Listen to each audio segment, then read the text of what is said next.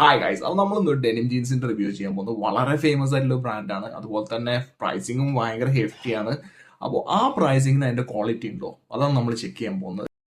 അപ്പോൾ ഗൈസ്, നമ്മൾ ചെക്ക് ചെയ്യാൻ പോകുന്ന ഡെനിംസ് ഏതാണെന്ന് വെച്ചാൽ സാറയുടെ ബാഗി ടൈപ്പ് ഡെനിംസ് ആണ്.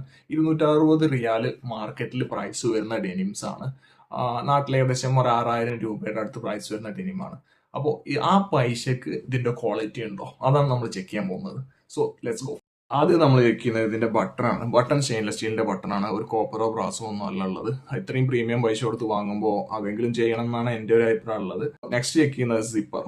സിപ്പർ എന്താന്ന് പറഞ്ഞാൽ നല്ല വൈക്കേക്കൻ്റെ സിപ്പറാണ്. വൈക്കേക്കൻ നല്ല ബ്രാൻഡാണ്, പക്ഷെ അതും കോപ്പറും അല്ല ബ്രാസും അല്ല. സോ അവിടെയും എനിക്കൊരു നെഗറ്റീവ് പോയിന്റ് ആണ് പറയാനുള്ളത്.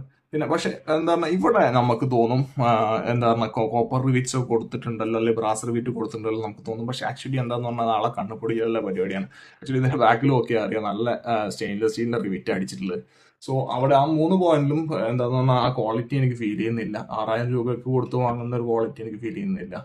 പിന്നെ ലാസ്റ്റ് പറയാനുള്ളത് എന്താന്ന് പറഞ്ഞാൽ ഒരു ലെതർ പാച്ച് പോലും കൊടുത്തില്ല ബ്രാൻഡിങ്ങിന്റെ.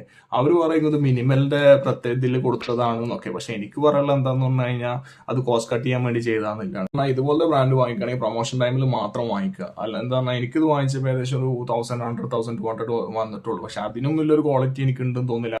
ഇതുപോലത്തെ ബ്രാൻഡിന്റെ പുറകെ വെറുതെ ഓടായിരിക്കുക, കാശ് കളായിരിക്കുക. So see you with another video. Bye four.